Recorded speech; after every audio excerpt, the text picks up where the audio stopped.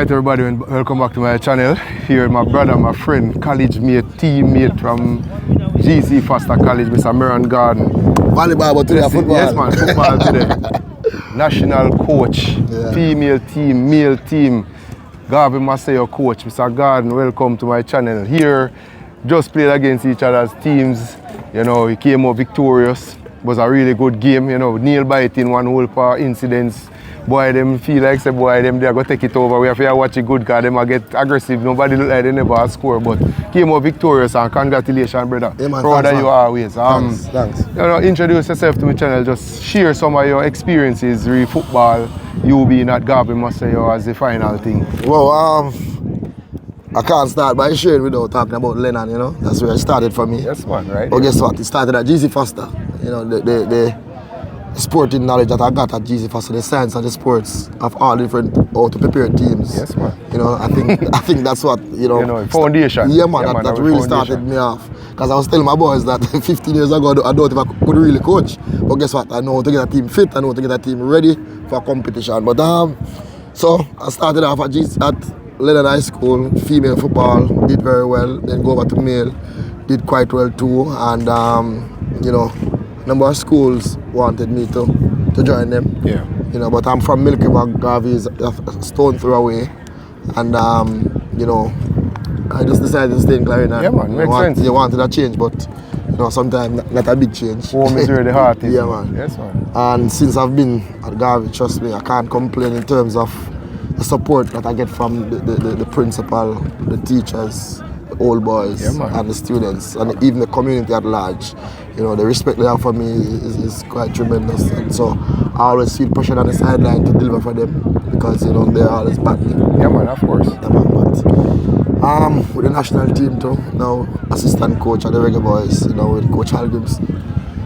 It's been a year that you know I was with Tapa first, then Paul, and now Algrims. Learned a lot from Tapa, learned a lot from Paul, and with this new coach also.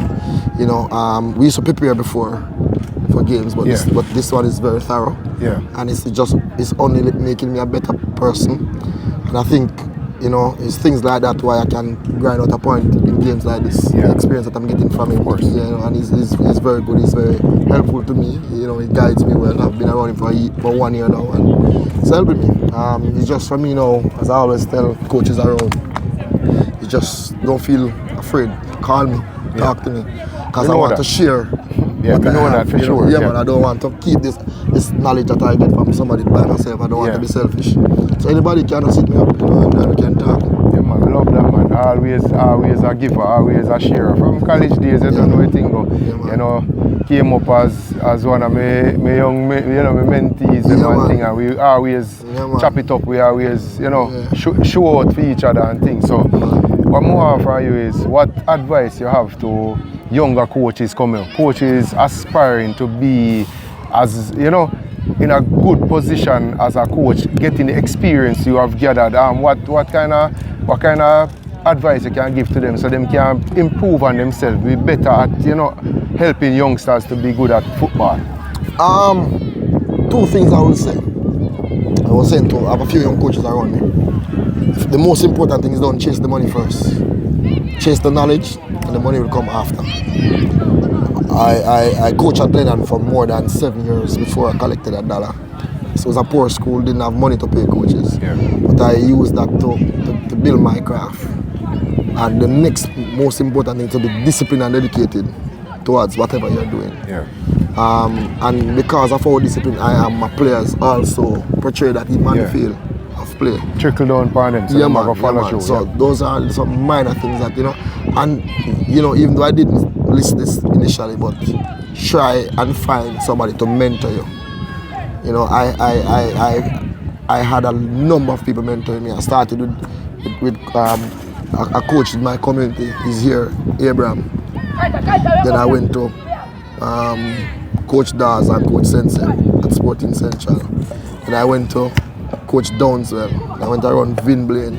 So my foundation was very, very good for mentors.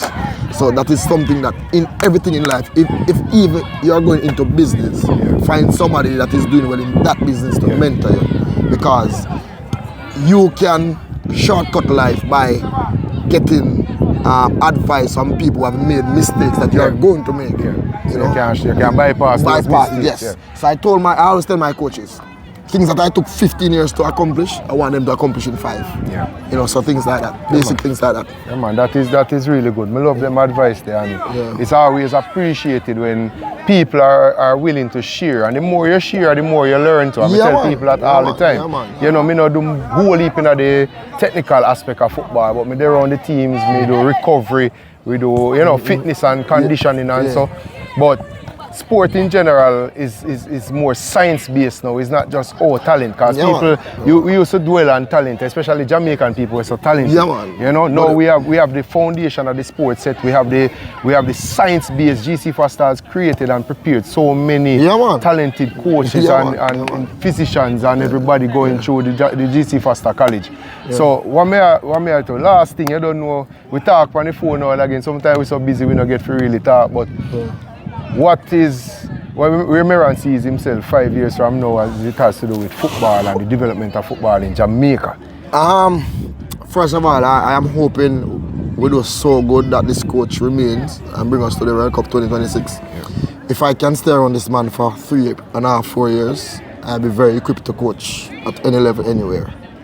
And so that is the most important thing, to qualify this team for World Cup.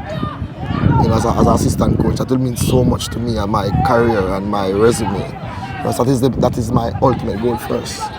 You know, and as a person though, I like to self-actualize in anything I do. I'm a senior teacher at my school, so probably 5 years time I want to be a vice principal at least. You know, so things like those. Because I like to self-actualize. I don't want to I don't want to be known as the coach. You want to move up. You want to move up in something. You want to aspire to. Because look at my coach. My coach is a dentist. He's a very smart man, you know. So things like those. But my brother, yo. Respect again, you know. Anytime. Appreciate the interview. Next time. Anytime you want to call me upon this, man. I'm not a YouTube person, but you're my brother. My brother. Respect, man.